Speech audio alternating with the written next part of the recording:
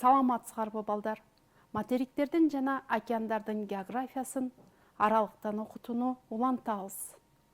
Балдар, биз бүгүнкү сабагыбыздан баштап дүйнө жүзүндөгү эң суук түштүк уюлдагы Антарктида материгин окуп үйрөнөбүз. Анда балдар сабакка көңүлүңөрдү буруп, окуу куралдарыңарды даярдап, картага керектүү маалыматтарды жазып, түшүрүп отургула.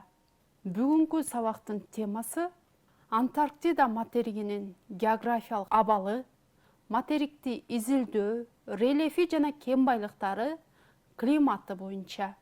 Бүгүнкү сабагыбызда балдар Антарктида материгинин физикалык географиялык абалына, материктин изилдөө тарыхына жана азыркы кездеги материктеги изилдөөлөрдү, рельефи, кен байлыктары боюнча жана ошондой эле материктин климаты боюнча окуп, маалымат алып, билимиңерди калыптандырасыздар.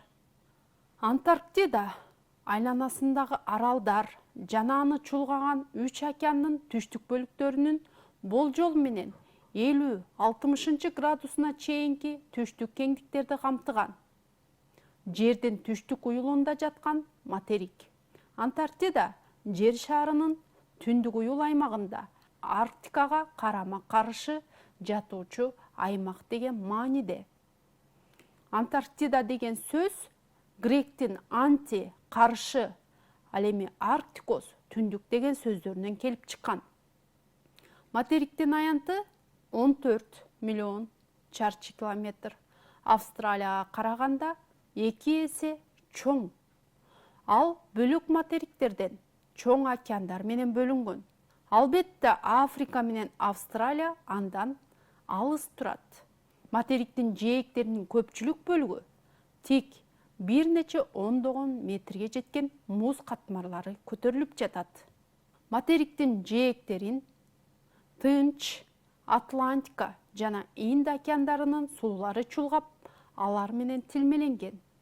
Ошондуктан жээктерге анчалык терең кирбеген деңиздердин чоң-чоң аянттары, шельф муздары менен капталып жатат. Ал деңиздер Уэдделл деңизи, Амундсен деңизи, Беллинсгаузен деңизи, Росса деңизи жана Лазарев деңиздери жана башка. Ал эми түндүк батышында болсо Антарктида жарым аралы орун алган. Антарктиданын жаратылышынын катаал белгилерин анын бийик кеңдиктеринде жаткан географиялык абалы жана калың муз калканы аныктайт. Материкти уюлдук изилдөөчүлөр ак кар, көк муз жамынган муз материги дешет. Анда жер шарындагы эң катуу шамалдар болуп турат. Антарктида материгинин ачылышы жана изилдөө тарыхы. Антарктида башка материктерден кыйла кийин ачылган. Анткени материктин катаал жаратылышы, аны чулгаган деңиз сууларынын узакка тоңушу, башка материктерден алыс жатышы материктин ачылышына терс кедергисин тийгизген. Түштүк уюл жакта материк бар экенин окумуштуулар мурунтан эле болжолдоп келишкен. Бирок 19-кылымдын башына чейин Антарктидага бир да изилдөөчү жете алган эмес. 18-кылымдын экинчи жарымында түштүктөгү материкти иликтөөгө англиялык деңиз саякатчысы Джеймс Кук башчылык кылган экспедиция жөнөтүлөт. Ал түштүк уюл тегерегине 2 ирет жакындаган. Бирок да муздардын калыңдыгынан жиреп кирип материкке жетип бара алган эмес. Джеймс Куктун экспедициясынын натыйжалары материк издеп коркунучтуу сүзүүлөргө чыгуучу окумуштуу саякатчыларга терс таасирин да тийгизген. Түштүк материкти карай сүзүүгө, иликтөөгө жасалган аракеттер узак убакыт бою токтолуп калган. 1819-1821 жылдарда Беллинсгаузен жана Лазаревдин жетекчилиги менен уюштурулган биринчи орус антарктидалык экспедициясы Восток жана Мирный кемелери менен Антарктидага биринчи болуп барышкан. 1820 жылы январь айында анын материк экендигин далилдешкен.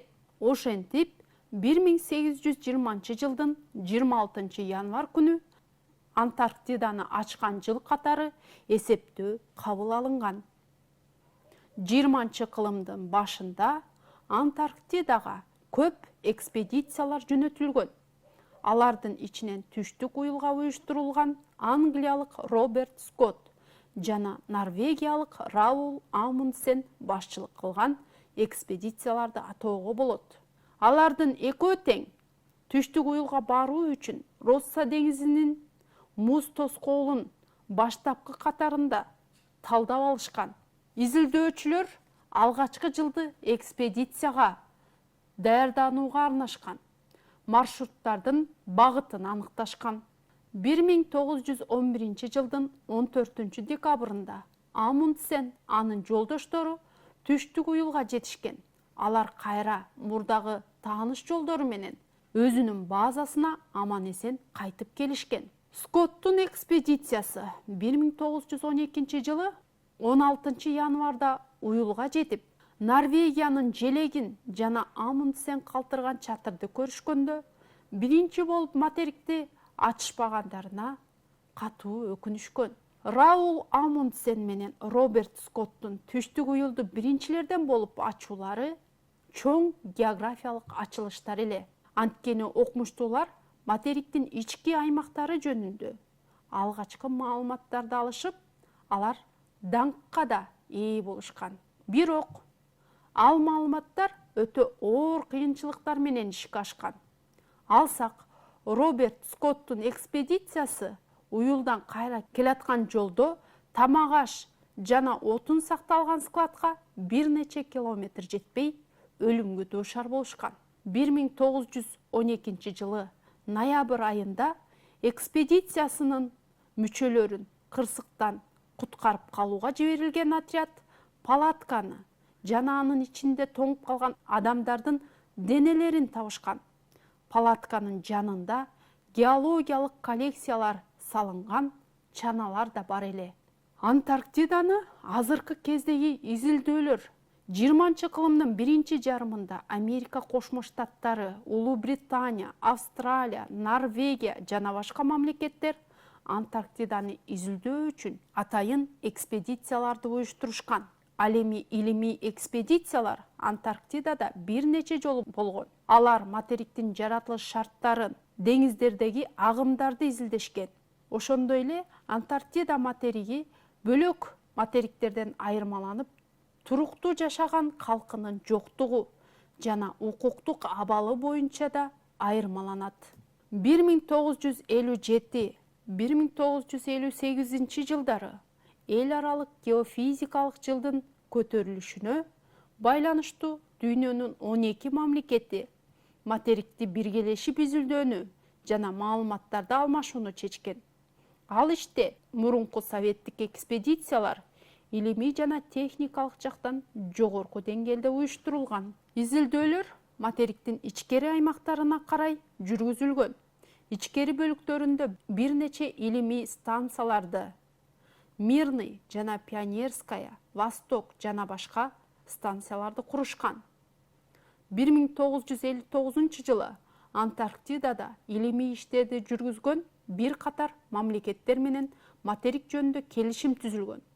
Ошол эле эл аралык макулдашуу боюнча Антарктиданын аймагында согуштук мүнөздөгү ар кандай чараларды, машыгууларды өткөрүүгө, куралдарды сыноолорду жүргүзүүгө тыюу салынган. Ошол себептен материкти илим жана тынчтыктын континенти деп аташат. Антарктида материгинин рельефи. Окумуштуулардын маалыматында материктин көпчүлүк бөлүгүнүн негизинде Антарктида платформасында жатканы аныкталган. Материкти дээрлик калың муз калканы каптап жатат.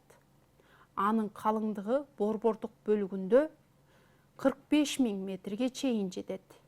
Муз каптоону кошо алганда материктин үстүңкү бетинин орточо бийиктиги 2000 метрде түзөт. Бул көрсөткүч башка материктердин орточо бийиктигинен 2-3 эсеге ашат. Муз калканы материктин борбордук бөлүгүндө дөмпөк тарткан жээк бойлорун көздөй улам жапыстап, чет жакаларын карай бара-бара жукарып, ийилип төмөн кирет. Материктин муз астындагы жеринин бетинин 1/3 жакыны океандын деңгээлинен төмөн жатат. Муз астындагы жер бетинин орточо бийиктиги 410 метрди түзөт. Муз калканынын астынан төмөн ээлип чөккөн айрым ойдуңдарда тоо массивтери да табылган. Уэдделл деңизинен Росса деңизине чейин жаракалар зонасы жатат. Аны бойлото трансантарктидалык тоо кыркалары созулат да, батыш Антарктиданы чыгыш Антарктидадан бөлөт. Алар рельефи боюнча бири-биринен кескин айырмаланат. Батыш Антарктида өтө тилмеленгени менен өзгөчөлөнөт. Антарктида жарым аралы жана материктин батыш бөлүгүндө тоолор созулуп жатат. Алар Түштүк Америкадагы Анды тоолорунун уландысы Антарктидалык Анды тоолору болуп саналат. Анда муз катмарларын жарып чыга турган бийик Сент-Лен тоосу жатат. Анын эң бийик чокусу Винсон, бийиктиги 5140 метрди түзөт. Берт түздүгүнө жакын эң терең чуңкур 2555 метр төмөн жайгашкан. Тоолордун көпчүлүк бөлүгү материк муз менен капталган. Ошол себептен кээ бир жерлеринде тоолордун бийик чокулары укмуштуудай ар кыл түспөл түрдө муз чөлүнөн өйдө көтөрүлүп турат. Муз астында жаткан тоолор менен жер бетинин түз участоктору тизмектешет. Алар байыркы Гондвана материгинин составына кирген эң байыркы чөкмөтектерден түзүлгөн. Антарктиданын муз астындагы рельефинин түзүлүшү, өзгөчөлүгү материктин жеринин бетинин профилинен да даана чагылдырылган. Материктин чет жагында Росса деңизинин жээк бойлорундагы аралдардын биринде бийиктиги 3-4 миң метрге жеткен аракеттеги Эребус жанар тоосу көтөрүлүп турат. Ал ошол аймакта тоо бүктөлмөсү активдүү жүрүп жаткандыгын айгинелеп турат. Материктин кен байлыктары. Материктин табигый байлыктары толугу менен изилденип белгилүү боло элек. Антарктиданын түпкүрүндө ар түрдүү кен байлыктар жатат. Алсак таш көмүр, темир рудасы, түстүү металлдар, уран табылган. Жаратылыш газынын, нефтинин да белгилери бар. Окумуштуулардын маалыматтары боюнча материкте алтын, алмаз жана башка кендер бар экенин да болжошот. Материктин климаты. Антарктида жер шарындагы эң суук материк. Анын климатынын түзүлүшүнө географиялык абалы, калың муз каптоосу жана аба массаларынын оошуп которулушу чоң таасирин тийгизип келет. Материкте күндүн жерге түшкөн жылуулук нурларынын 90% жакыны жай күндөрү кар жана муздарга чагылуудан кайра мейкиндикке таркайт. Ошондуктан Антарктиданын радиациясынын балансы терс. Абанын температурасы өтө төмөн. Уюлдук түндөрдө материк сууп, муздай баштайт. Кышкы айлардын температурасы -60, -70 градус Цельсий суукка жетет. Ушундан улам Антарктиданы жер жүзүнүн муздаткычы деп аташат. Ал эми Восток станциясында жер жүзүндөгү эң төмөнкү температура -89,2 градус Цельсий суук катталган. Ошол себептүү Восток станциясынын жердин суук уюлду деп аташат. Мындай төмөнкү температурада металл морт болуп калат да, чаап койсо айнек сыяктуу быркырап сынып кетет.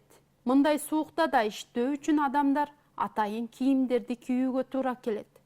Ырас, материктин абасынын тазалыгы, тунуктугу жана кургактыгы менен айырмаланып жатат. Материктин жээк бойлору аларды жайдын күнү ичкери жактарына караганда кыйла жылуу.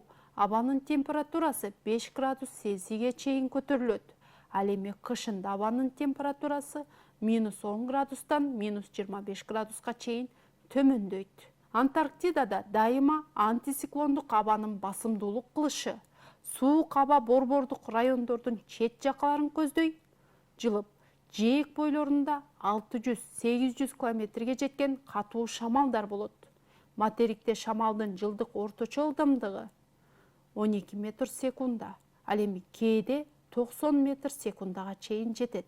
Нымдуулуктун жана булуттуулук материктин борборунда төмөн болуп, жааган жаан-чачындардын бөлүнүшүндө зоналуулук байкалат. Жылына орто эсеп менен материкке 200 мм жаан-чачын түшөт. Анын борбордук бөлүгүнө 30-50 мм, ал эми жээк бойлоруна 500-600 мм кар жаайт. Муз катмары жааган карлардын эсебинен дайыма толукталып турат. Антарктиданын муз каптаган тоо массивдери, асказоокалар жээк бойлоруна жакын жерде оазис деп аталган чакан аянттар кездешет. Мисалга алсак, Бангер оазиси, анын аянты 450 чарчы километр. Ошондой эле Ширмахер оазиси. Балдар, сабагыбыздын аягында жогоруда алган билимдерибизди бышыктоо максатында берилген суроолорго жооп беребиз. Биринчи суроого көңүлүңөрдү бурсаңар, материктин жалпы аянты канча? Туура ойлонуп, туура жообун табабыз.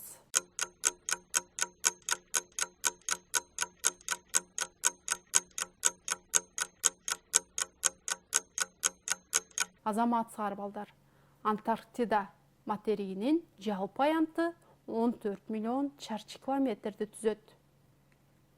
Кийинки суроого көңүл бургула балдар. Материктеги деңиздердин чоң аянттары шельф муздары менен капталып жатат. Ал деңиздерди картадан көргөзүп бергиле.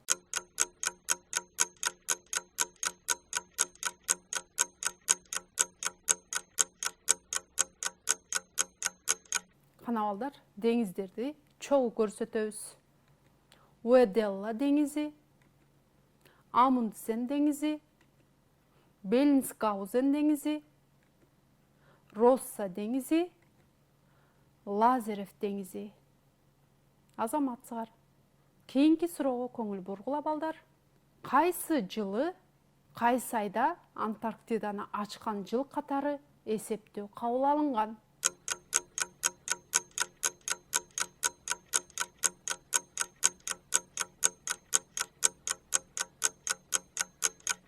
Туура балдар, 1820 жылдын 26 январь күнү Антарктиданы ачкан жыл катары эсептөө кабыл алынган. Кийинки суроо. 1912 жылы 16 январда уюлга жетип, Норвегиянын желегин жана Амундсен калтырган чатырды көрүшкөндө, биринчи болуп материкти ачпагандыгына катуу өкүнүшкөн. Бул кайсы саякатчынын экспедициясы эле?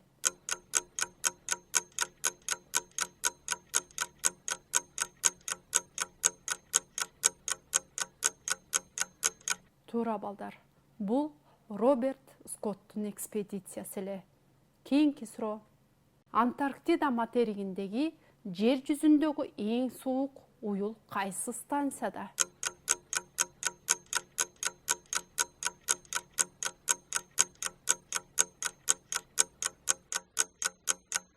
Туура балдар, Восток станциясында жер жүзүндөгү эң төмөнкү температура -89,2 градус Цельсий суук катталган аймак.